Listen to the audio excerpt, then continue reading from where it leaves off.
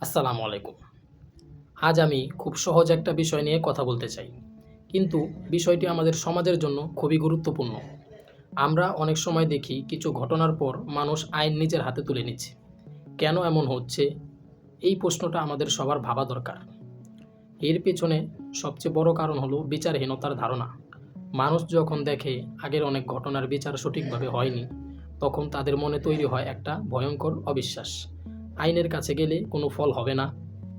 কিন্তু সত্যি কথা হলো, আইন নিজের হাতে তুলে নিলে কখনো ন্যায় প্রতিষ্ঠা হয় না, বরং নির্দোষ মানুষ ক্ষতিগ্রস্ত হয়।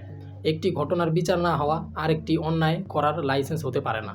এভাবে সমস্যা আরও জটিল ও গভীর হয়ে যায়। আইনের দুর্বলতা থাকতেই পারে, বিচার দেরি হতেই পারে, কিন্তু সমাধান কখনোই হিংসা বা প্রতিশোধ হতে পারে না। কিছুদিন আগে আমরা দেখেছি একটি আলোচিত ঘটনা।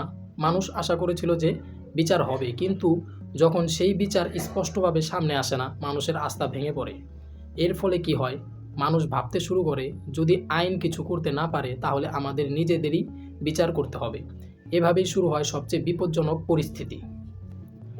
আইনের উপর মানুষের আস্থা ফেরাতে হলে দরকার দ্রুত, স্বচ্ছ ও দৃশ্যমান বিচার। সাথে আমাদের দায়িত্ব আছে উত্তেজিত না হওয়া, গুজবে কান না দেওয়া, আর সব সময় আইনের পথে থাকা। কারণ আজ যদি আমরা আইন ভেঙে বিচার করি, কাল সেই ভাঙ্গা আইনই আমাদের সুরক্ষা দিতে পারবে না। এতটুকু আজকের বার্তা। ধন্যবাদ সবাইকে। আল্লাহ হাফেজ।